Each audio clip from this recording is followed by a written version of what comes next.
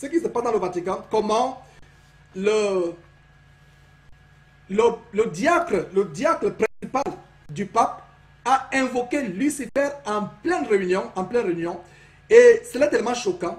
Il parlait en latin, mais ça a été traduit. Vous allez voir ce qui se passe, comment ils invoquent Lucifer, une invocation publique de Lucifer dans une de leurs messes noires, une messe pascale, soi-disant. Et voilà, donc sans plus tarder, je vous montre...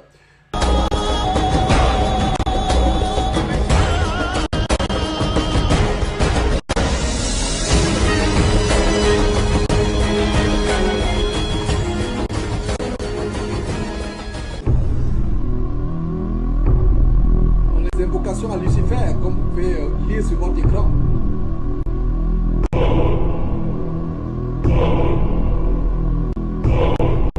Sediam Pauleus preconia La guerre de Dagon, le chapeau que vous venez de voir. Dans quelques moments, le diable va invoquer Lucifer, Satan. Qu'est-ce qu'il dit? Vous pouvez lire. Lucifer, enflammé, trouve la race humaine. Je dis, oh Lucifer, qui ne sera jamais vaincu. Christ est ton Fils, qui est venu de l'enfer, a répandu sa lumière, paisible et est vivant et règne dans le monde sans fin. Allez, regardez ce qu'il dit en latin. En latin, voilà ce que c'est.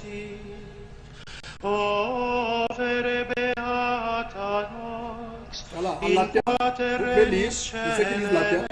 Lucifer enflammé trouve la race humaine. Je dis, oh Lucifer qui ne sera jamais vaincu. Christ est ton Fils, qui est venu de l'enfer, a répandu sa lumière paisible et est vivant et règne dans le monde sans fin. Oh Seigneur, quelle abomination! Sortez de ce milieu, mes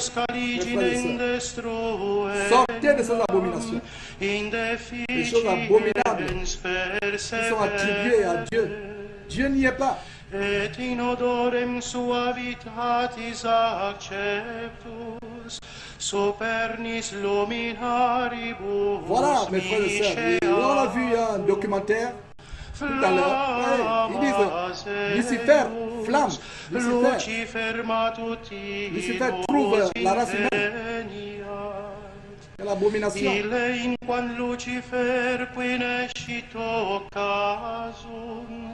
Oh, Lucifer qui ne sera jamais vaincu. Quelle abomination. Il répète, Christ est ton Fils. Christ n'est pas le Fils de Lucifer. Bande de satanistes. Des choses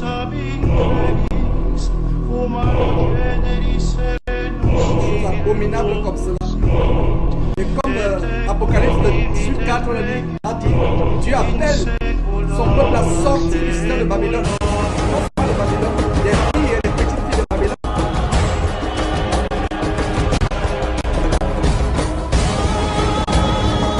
Connaissez la vérité et la vérité pour vous.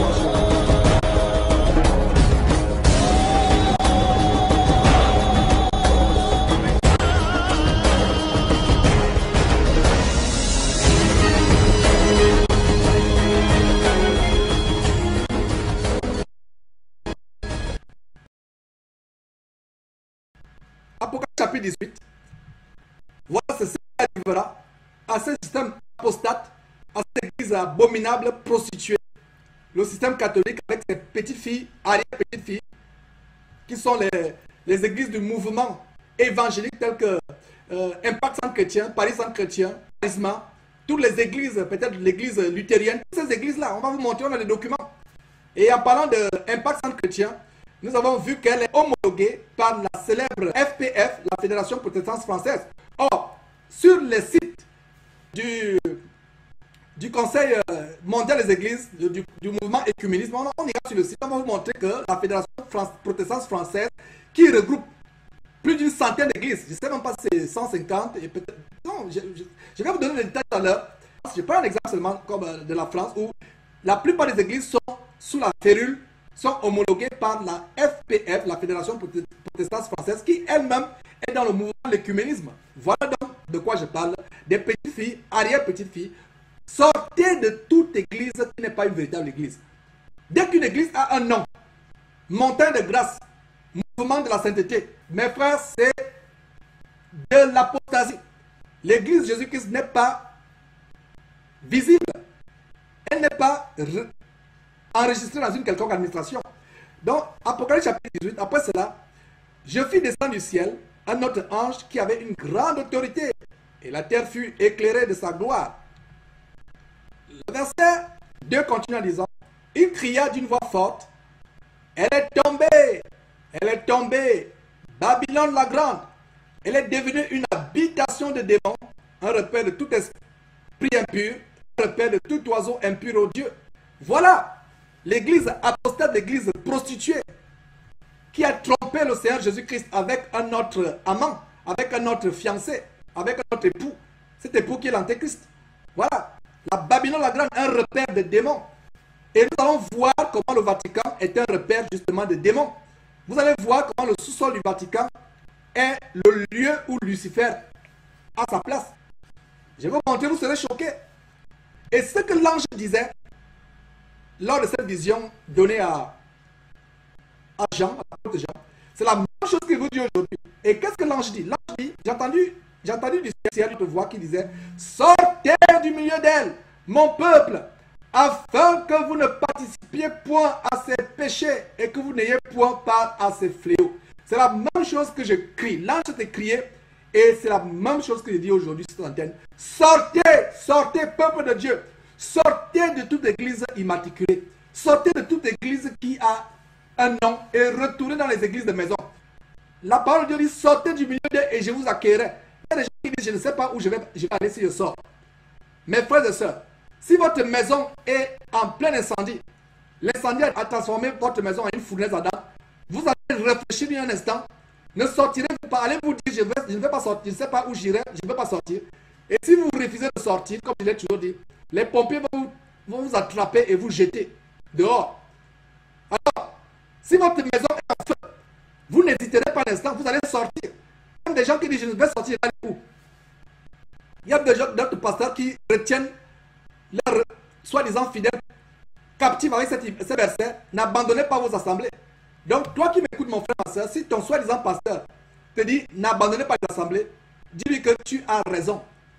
Je ne dois pas abandonner mon assemblée, mais ceci n'est pas une assemblée. Quand je trouverai une assemblée, je ne l'abandonnerai pas. Mais ton camp de concentration, ton abomination dénominationnelle n'est pas une assemblée. Ce n'est pas une assemblée. Je sors de là pour retrouver une véritable assemblée que je n'abandonnerai jamais. Et une véritable assemblée commence par au moins 2 personnes. Là où 2 ou 3 sont réunis, Jésus-Christ est au milieu d'eux. Qui sont réunis au nom de Jésus-Christ, Dieu est parmi eux. Dieu a dit, j'habiterai au milieu d'eux. Ils seront mon peuple. Donc sortez du milieu de mes frères. Sortez, sortez, sortez, sortez. Ne dites pas qu'il ne sait pas où aller. Allez vous rester dans un trou rempli de crotales, de pitons, de cobras, parce que vous ne savez pas où vous allez, vous irez. Sortez. Même s'il faut errer dans le désert, allez errer. Dieu vous montrera un frère avec qui vous pouvez communier. Je vais vous montrer ce documentaire. L'exorciste en chef du Vatican a indiqué que le diable était dans le Vatican. Le révérend Gabriel Amorth a récemment défrayé la chronique à travers le monde quand il a dit que le diable était dans le Vatican. Vous parlez de quelque chose de très réel, n'est-ce pas?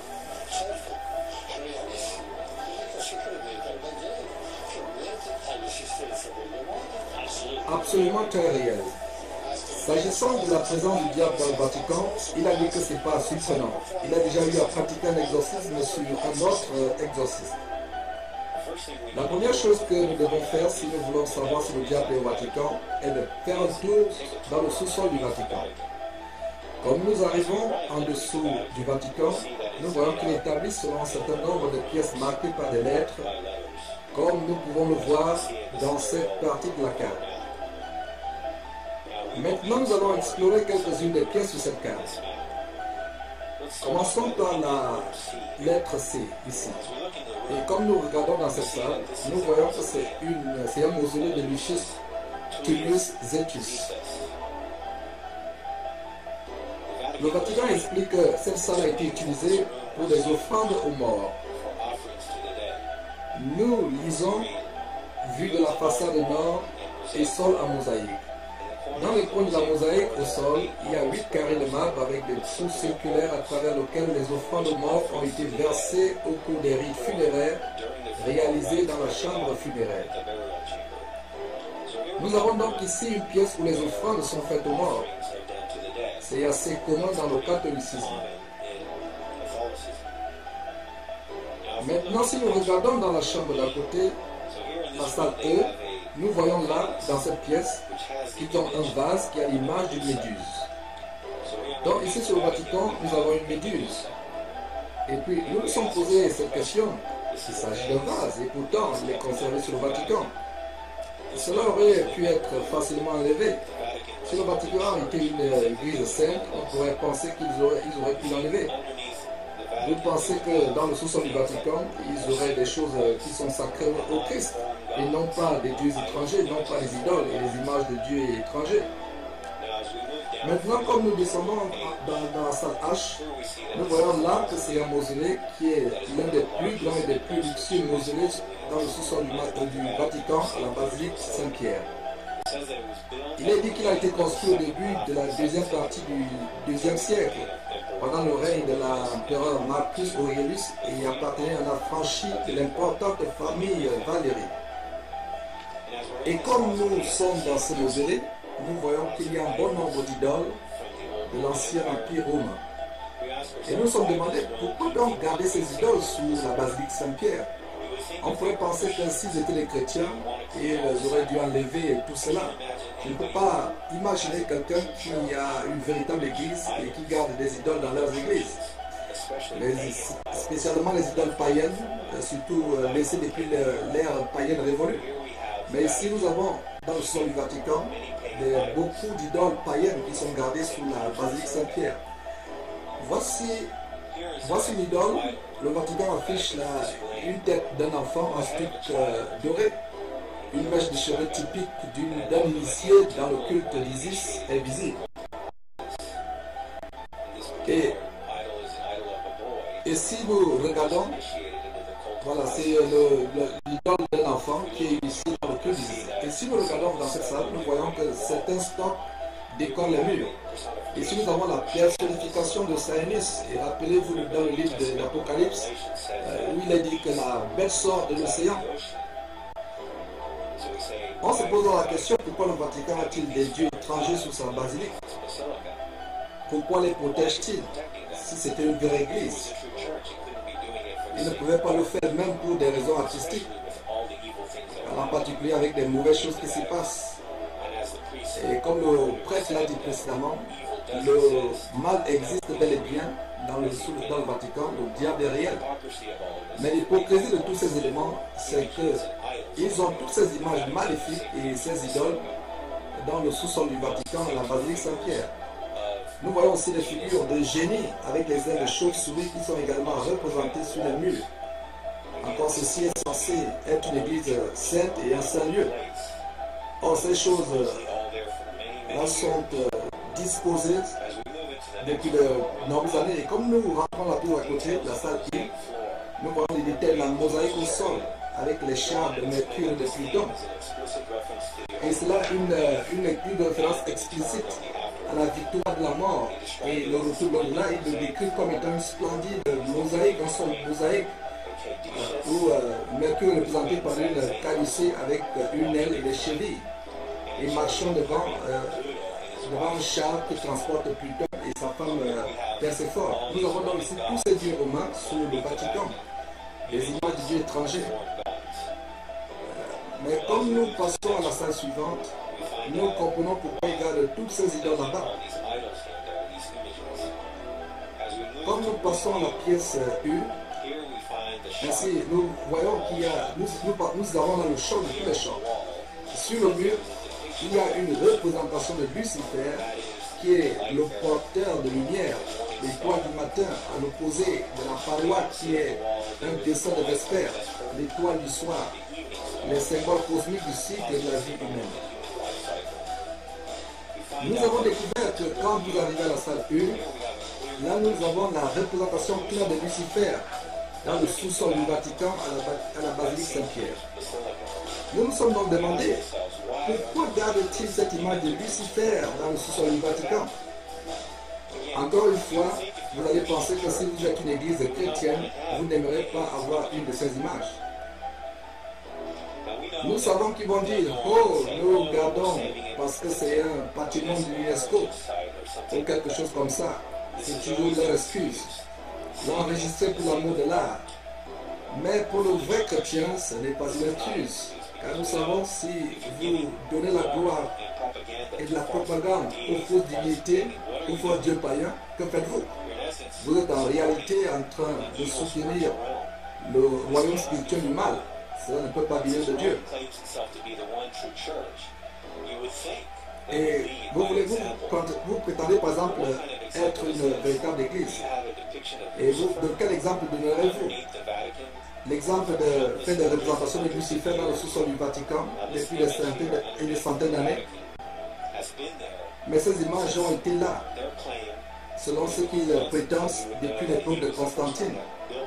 Et nous savons que c'est lui qui était la première personne à avoir construit cette basilique. Encore, nous nous posons la question, pourquoi ont-ils ces représentations de Lucifer dans le sous-sol du Vatican?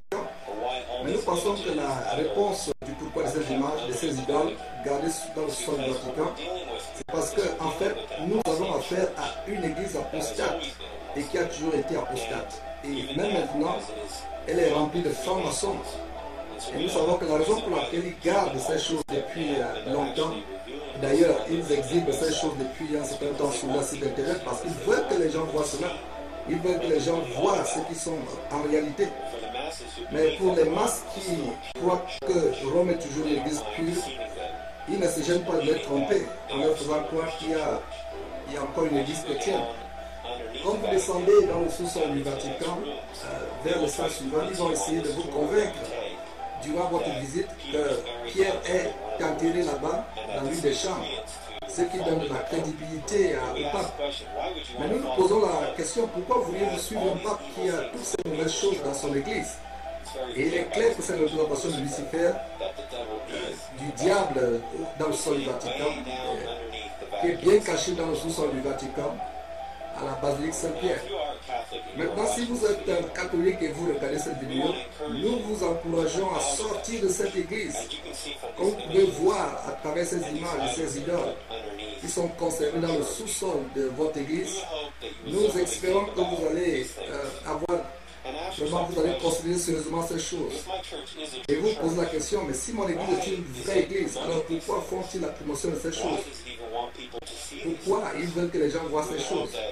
Nous espérons que vous allez entendre l'exhortation d'Apocalypse chapitre 18 verset 4 et 5 qui dit: et j'ai entendu une voix, j'ai entendu une autre voix qui disait: sortez du milieu d'eux, mon peuple, afin que vous ne participez plus à leurs péchés et que vous n'ayez point part à ces fléaux. Et nous pouvons voir quel péché, chose abominable se passe quand les gens ne regardent pas. Mais le jugement de Dieu ne sommeille point. Parfois il sommeille depuis de longs moments, mais quand son jugement se réveille, il est trop tard pour vous. Et notre prière pour vous est d'aller, que vous trouviez un refuge dans la foi en Jésus-Christ et que vous le suiviez et non pas une fausse religion de Rome.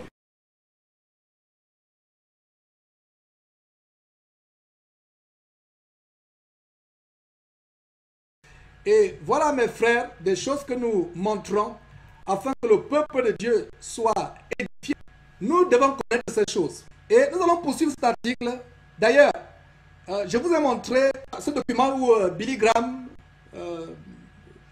est impliqué fortement dans le mouvement évangélique, le mouvement écuménique qui a envahi, qui a vendu le courant évangélique à Rome, au Vatican, au pape. Et il y a ce document que nous allons suivre. D'ailleurs, je reviens encore sur cette messe noire où ils sont en train de rendre le culte à Satan, à Lucifer. Vraiment, ça m'a tellement choqué d'entendre ces choses. Ça m'a choqué. Et c'est vraiment terrible, ces choses que nous montrons. Et vous savez, vous qui êtes catholique, il n'y a plus d'excuses. Vous pensez que vous êtes dans une religion, dans une église pure, sans tache ni ride. Vous êtes dans une grosse abomination. En fait, c'est Lucifer qui est dedans. Et je pense qu'on a monté abondamment de documents pour prouver cela. Donc, nous allons continuer avec ce document. Et c'est par là où on va transiter maintenant pour évoluer à d'autres sujets tellement importants. Le pape qui renie Jésus-Christ comme sauveur. Le pape renie Jésus-Christ, non seulement le pape, mais aussi ce célèbre homme, célèbre entre guillemets, du mouvement évangélique américain, Billy Graham. Le mouvement œcuménique compromettre la vérité pour une fausse unité. Voici une citation du pape Jean-Paul II disant que vous pouvez être sauvé sans pour autant reconnaître Jésus-Christ comme sauveur. Ce sera dans la sincère pratique de ce qui est bien dans leur propre religion et tradition et en suivant ce que leur propre conscience leur dicte que les membres d'autres religions répondent positivement à l'invitation de Dieu et reçoivent le salut en Jésus-Christ, même s'ils ne le reconnaissent pas ou ne l'admettent pas comme leur sauveur. Ça, c'est Jean-Paul II. Voilà, que disent les Écritures? Il n'y a de salut en aucun autre, car il n'y a sous le ciel aucun autre nom qui a été donné parmi les hommes par lequel nous devons être sauvés. Actes chapitre 4, verset 12. Jean chapitre 14, verset 2. Je suis le chemin, la vérité, la vie. Nul ne vient au Père, nul ne va au Père que par moi. Voilà, Billy Graham, l'une des plus grandes figures, les figures les plus respectées du mouvement évangélique aux États-Unis. Voilà ce qu'il a dit, cet homme. Et c'est une citation. J'avais l'habitude de croire que les païens des pays éloignés étaient perdus et se dirigeaient en enfer. Je ne le crois plus. Je pense qu'il y a d'autres voies pour reconnaître l'existence de Dieu. Mais que dit l'Écriture? Matthieu 7, 14. Mais étroite est la porte, resserré le chemin qui mène à la vie, et il y a peu qui les trouvent. Voilà. Là est une sincère tentative de compromettre la parole de Dieu. Éphésiens chapitre 5, verset 11. N'ayez point part aux œuvres infructueuses des ténèbres, mais condamnez-les. Donc en 1986, Jean-Paul II, dans le concile d'Assise, a réuni les leaders religieux à travers le monde, les spiritistes, les animistes, les bouddhistes, les hindous, les indiens aux États-Unis, les natifs américains. Ils ont arpenté le podium et devant le micro, ils priaient pour le même Dieu selon eux. Et ils priaient pour une énergie mondiale qui devait apporter la paix. Et Jean-Paul II a permis à son ami, le Dalai Lama, de mettre un Bouddha, une statue sur le podium. Et il est en train de faire des incantations, des invocations. Voilà. Galates chapitre 1, verset 8, verset 6 d'abord. Je m'étonne que vous détourniez si promptement de celui qui vous a appelé par la grâce de Dieu pour passer à un autre évangile.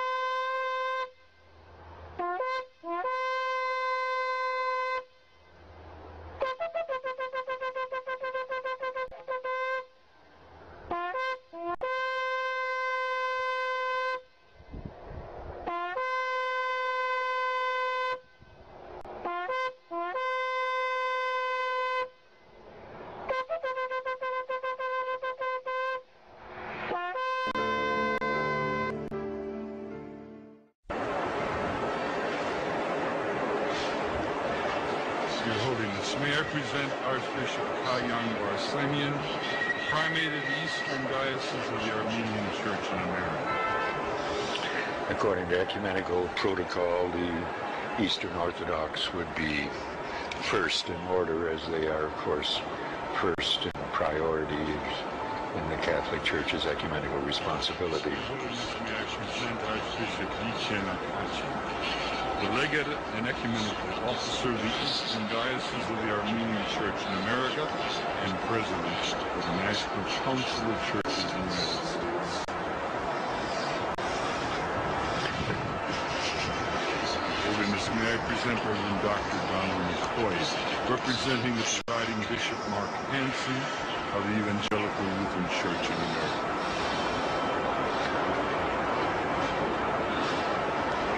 Holiness, may I present Bishop Jeremiah J. Park, Bishop of the New York Annual Conference of the United Methodist Church.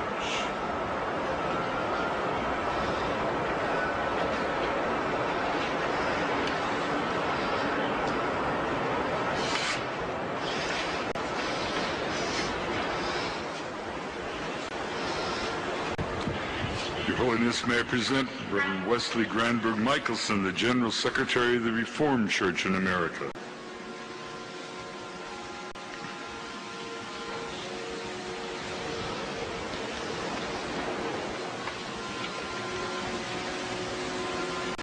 Your Holiness, may I present Reverend Dr. Clifton Kirkpatrick, the stated clerk of the General Assembly of the Presbyterian Church in the United States.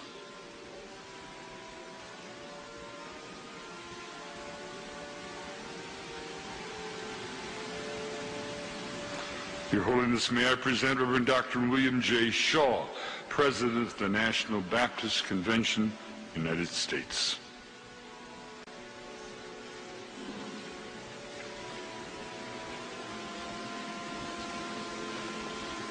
Your Holiness, may I present Bishop James Leggett, General Superintendent of the International Pentecost Holiness Church.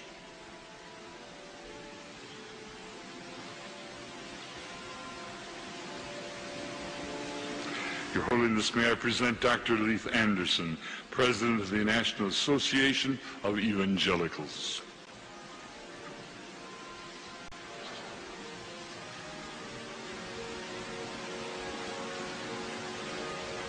Your Holiness, may I present Bishop David H. Benke, President of the Atlantic District of the Lutheran Church, Missouri Synod.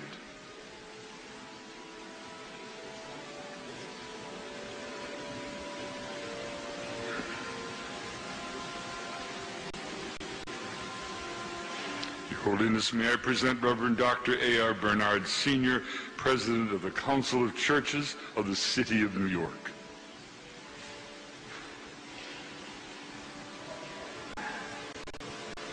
Your Holiness, may I present Elder Bernice King, daughter of the civil rights leaders Martin Luther King Jr. and Coretta Scott King.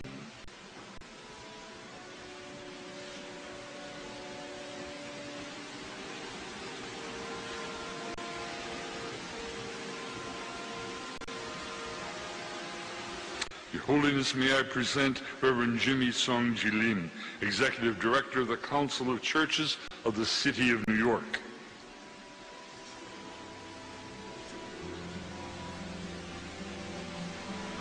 Your Holiness, may I present the Right Reverend Mark Sisk, Bishop of the Episcopal Diocese of New York.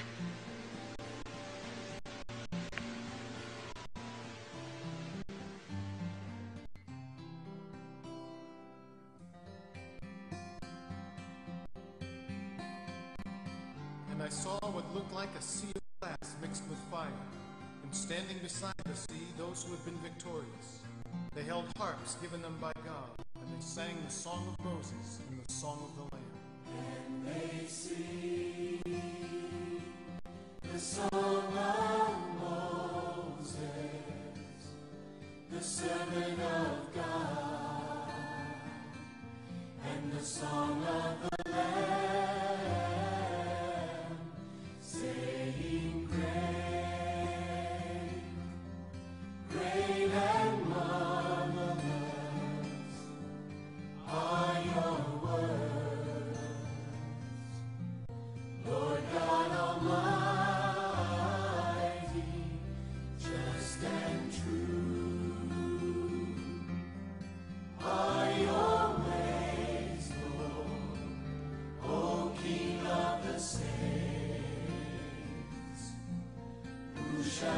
Fear you, O Lord, and they sing.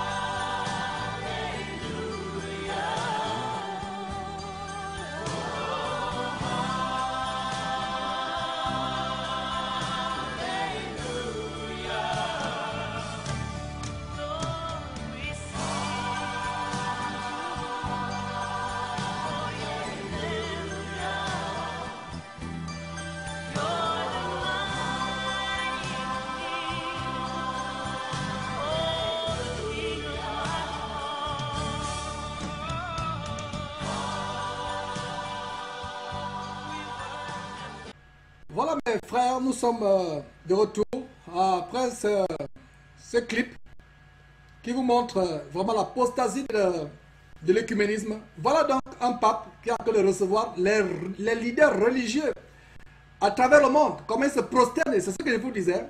Ils se prosternent chacun devant ce monsieur qui est de l'abomination catholique. Il se prosterne, mais lui ne se prosterne devant personne. Et comme je vous le disais, je n'ai jamais vu le pape baisser la tête, se prosterner devant qui que ce soit. Aucun pape. Si vous avez une image, une photo ou une vidéo, le pape se prosterne devant qui que ce soit, faites-moi signe.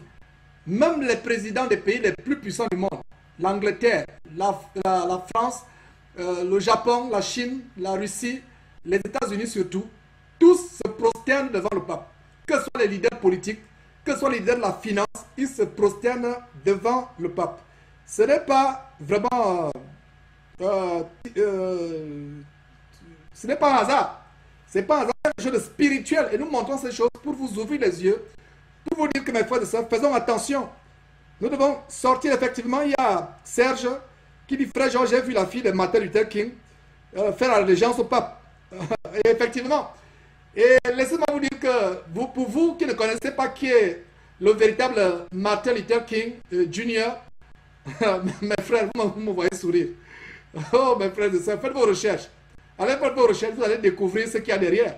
Ces gens qui sont idolâtrés. C'est le cas avec Desmond Tutu dernièrement, on a montré Desmond Tutu en train de cautionner l'homosexualité, en train de dire qu'il préférerait 100 fois passer son éternité en enfer que d'adorer un Dieu homophobe. Voilà, un Dieu homophobe qui dit en Lévitique chapitre 18 et en Romains chapitre 1 que l'homosexualité n'est pas une bonne chose. Donc voilà, c'est des choses que nous montrons afin que le peuple de Dieu soit délivré. Ne vous y trompez pas. Ces personnes célèbres dans le monde, un véritable homme de Dieu ne sera pas célèbre, ne sera pas adulé par le monde. Voyez, les journaux en parlent, les télévisions en parlent. Quand vous commencez à être célèbre, posez-vous la question. La compromission est entrée dans le cœur de beaucoup de chrétiens, dans beaucoup de mouvements.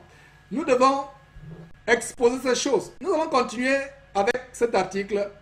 Et d'ailleurs, c'est pour vous montrer, d'ailleurs c'est un blog et j'ai réuni beaucoup de blogs qui nous ont vraiment aidés dans la préparation de cette émission. Et d'ailleurs, ça c'est le blog de Claude Lamontagne, qui parle abondamment sur l'écuménisme. Donc je vous recommande son blog, vous pouvez taper Claude Lamontagne. Et il a des informations importantes par rapport au mouvement de l'écuménisme. Et nous pouvons lire ici, vous trouverez ici une liste d'organisations écuméniques et une liste de leurs membres. Voici votre église peut-être, voilà, votre église peut-être fait partie de ce mouvement sans que vous le sachiez. La parole est claire que dans les derniers temps, Satan réunira toutes les religions du monde pour recevoir toute l'adoration. La parole nous met en garde contre ceux qui s'en tiennent à ces choses, ou alors qui ne s'en tiennent pas à l'enseignement de notre Seigneur Jésus-Christ. Voilà exactement, cet homme est en train d'écrire exactement ce que je vous dis derrière cette trompette presque tous les jours. Donc vous qui êtes encore dans les systèmes dénominationnels, les églises qui sont immatriculées, les églises qui ont un nom, une pancarte, un website, qui sont immatriculées à la préfecture, sortez de ces choses. Vous êtes dans le filet, dans le panier de l'apostasie écuménique. Vous devez sortir de ces choses. Sortez de ces choses, ne mettez pas les pieds dans ces choses. D'ailleurs, le bien-aimé frère nous rappelle les versets ici. Le verset de 2 Corinthiens, lisons ensemble, mes frères et sœurs. 2 Corinthiens chapitre 6, verset 14 dit, ne vous mettez pas sous un joug, ne vous mettez pas sous un même joug avec les infidèles, car qu'y a-t-il de commun entre la justice et l'iniquité? Et quelle union y a-t-il entre la lumière et les ténèbres? Voilà un verset qui anticipait déjà la possibilité, mes frères et sœurs, de l'écuménisme. Voilà un verset d'avant-garde. Le Saint-Esprit, inspirant l'apôtre Paul, savait qu'il devait avoir un moment où la religion mondiale devait préfigurer, devait annoncer la venue de l'Antéchrist, l'adoration à Satan. Donc, il y a des chrétiens qui se disent chrétiens. Si vous êtes chrétien et vous êtes encore dans une quelconque église bâtiment, sortez de ces choses. Sortez de ces choses, mes frères et sœurs. C'est terrible. Nous ne devons pas avoir part à ces choses. Nous devons sortir de ces choses. C'est vraiment... C'est terrible, mes frères et sœurs. Donc, ne vous mettez pas sous un même joug. Regardez le joug. Le joug, je vais vous démontrer ce que c'est un joug. Un joug, c'est cette barre de fer ou de bois qui servait à mettre deux esclaves ensemble pour qu'ils ne puissent pas fuir. Et aussi dans les régions agricoles, où on pratique l'agriculture rudimentaire, ils attellent deux vaches ou deux bœufs. Il y a le joug, attelle les bœufs ensemble pour que les bœufs labourent. Et on s'assure que les bœufs qui sont attelés par le joug en bois ou en fer sont d'un même gabarit, sont d'une même forme, d'une même force physique. Imaginez-vous qu'on attelle un bœuf qui est gros et un bœuf qui est maigre. La marche sera pénible. Donc nous ne pouvons pas nous atteler avec les infidèles. Nous ne devons pas nous mettre sur un même joug avec les infidèles. Et voilà un verset qui annonce l'abomination de l'écuménisme qui nous en met en garde. Le verset continue, verset 14. C'est pourquoi sortez du milieu d'eux et séparez-vous, dit le Seigneur, et ne touchez pas ce qui est impur, et je vous recevrai. Le Seigneur ne peut pas vous recevoir si vous ne sortez pas de ces choses. Le Seigneur ne vous recevra jamais. Le Seigneur ne vous recevra jamais si vous ne sortez pas de ces choses. Et le verset, il y a un autre verset qui dit, 2 Thessaloniciens chapitre 3 verset 6, frères, nous vous recommandons aussi au nom de notre Seigneur Jésus-Christ de vous éloigner de tout frère qui vit dans le désordre et non selon l'enseignement qu'il a reçu de nous. Ouais.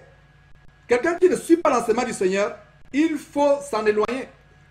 Que ce soit un pasteur révérend, et d'ailleurs l'abomination des révérends, pour ceux qui ont les noms révérends devant leur nom, repentez-vous. Repentez-vous, c'est une abomination de vouloir usurper la révérence qui revient seulement à Dieu. Seulement à Dieu. Il n'y a aucun verset dans l'Écriture où quelqu'un, soi-disant homme de Dieu, s'est attribué ce titre honorifique de révérend. Parce que dans révérend, il y a la révération, il y a la vénération. Et allez faire des recherches dans un dictionnaire, vous aurez peur d'appeler encore un homme révérend. La révérence va à Dieu seul.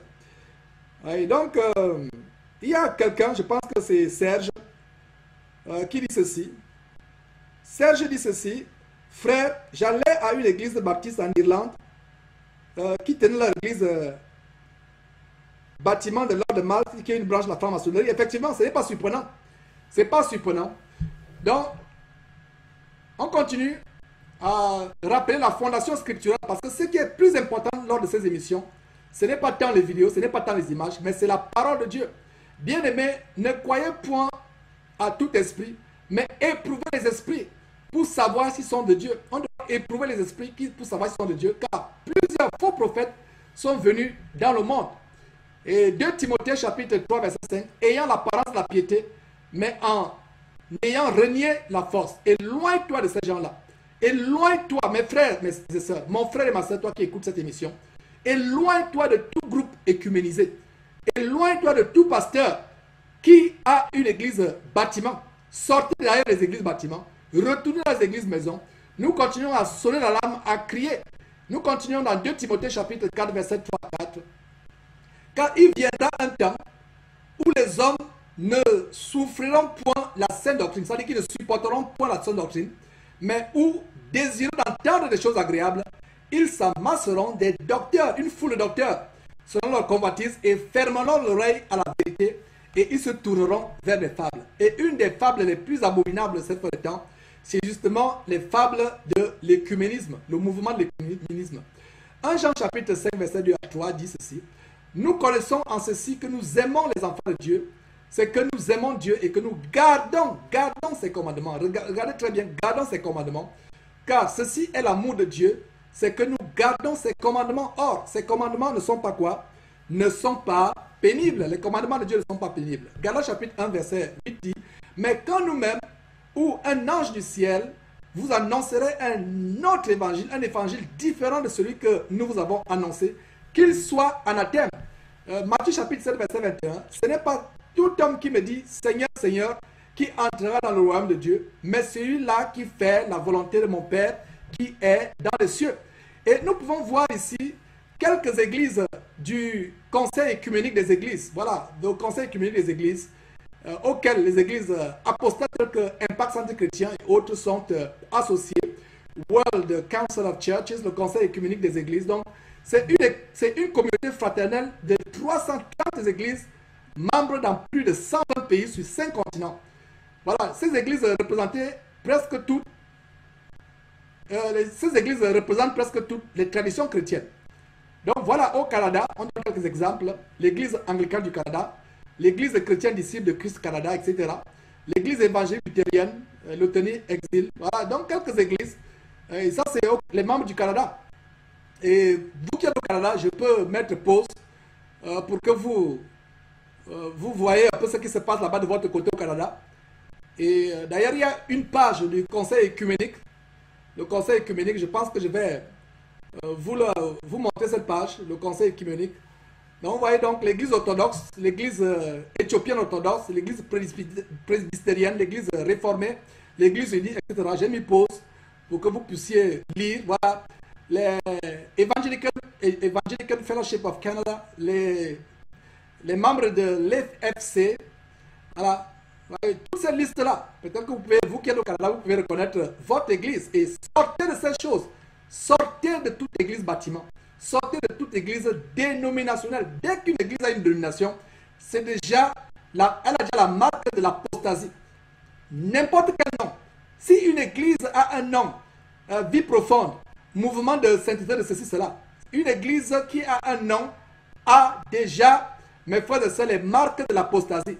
Qu'elle s'appelle fleuve de bénédiction, rivière de grâce, montagne de feu, elle porte la marque de l'apostasie. Donc on sort de ces choses, on ne participe pas à ces choses. Voilà, toujours au Canada, les églises du Canada qui font partie du World Evangelical Fellowship, WEF, voilà, la liste est longue.